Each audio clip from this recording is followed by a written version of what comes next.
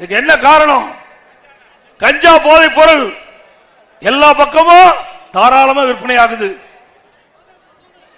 கஞ்சா விற்காத இடமே இல்லை. மாணவர்கள், இளைஞர்கள், பொதுமக்கள் கஞ்சாவை பயன்படுத்தி சீரழியக்கூடிய காட்சி திமுக ஆட்சியில பார்க்கிறோம். நான் 3 வருஷத்துக்கு முந்தைய நான் குறிப்பிட்டேன், தொலைக்காட்சி வாயிலாக தெரிவித்தேன், சட்டமன்றத்தில் பேசினேன், அறிக்கையின் வாயிலாக வெளிப்படுத்தினேன். அப்பெல்லாம் இந்த ஆட்சியால் கண்டுகொள்ளவில்லை. இன்றைக்கு போதைப் பொருள் நிறைந்த மாநிலமா தமிழ்நாடு காட்சியளிக்குது. இந்த போதையால் இன்றைக்கு மாணவர்கள், பொதுமக்கள் சீரழியக்கூடிய காட்சி, இந்த போதையால் கொலை, கொல்ல, திருட்டு, வழிப்பறிவு, பாலியல் சீட்டல் அன்றாட நிகழ்வாக தமிழ்நாட்டில் இருக்கிற காட்சியை பார்க்கிறோம். ஒரு கேவலமான ஆட்சி நடந்துட்டு இருக்குது. இன்றைக்கு முதலமைச்சர் என்ன சொல்றாரு? போதையின் பாதையில் செல்லாதீர்கள். தொலைக்காட்சியில் போதையின் பாதையில் செல்லாதீர்கள். எதையா நான் 3 வருஷத்துக்கு முந்தையே சொன்னேன். நீ கேட்டிருந்தா, இந்த போதைப் பொருளை தடுத்திருந்தா இந்த இளைஞர்கள், மாணவர்கள் பாதிக்கப்பட்டிருப்பாங்களா? இப்படிப்பட்ட ஆட்சி தேவையா? சொல்லுங்க. சட்ட ஒழுங்கா அடியோடு சீர்கட்டு விட்டது. 4 நாளைக்கு முந்தி பாக்குறேன், எஸ்ஐ போட்டு 3 பேர் 2 பேர் குத்துன்னு குத்துறான். சப் இன்ஸ்பெக்டர் 2 நம்பர் முகத்து மேலே குத்துறாங்க. அப்புறம் எங்க போய் நம்மளை காப்பாத்துறது?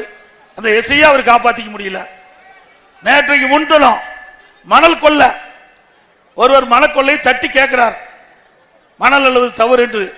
உடனே அங்க இருக்கின்ற அந்த மணல் மாபியா கும்பல் அவரை வெட்டி சாக்கிறாங்க. அதே இடத்தில் இறக்கிறார். அவருடைய தம்பி தடுக்க போறார்.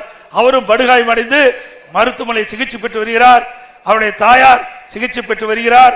அதை வழக்கு போடுறது கூட காவல்துறை அஞ்சுகிறது.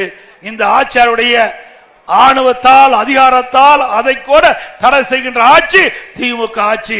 திரு ஸ்டாலின் அவர்களே, அனைத்து இந்திய அண்ணா திராவிட முன்னேற்ற கழக ஆட்சி மீண்டும் தமிழகத்திலே மலரும். அப்பொழுது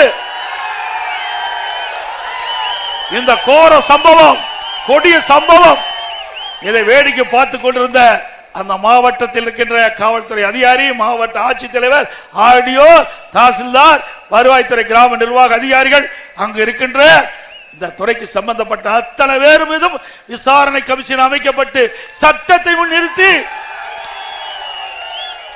உரிய தண்டனை பெற்று தருவோம்.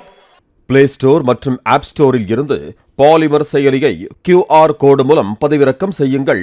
செய்திகளை உடனுக்குடன் பெறுங்கள்.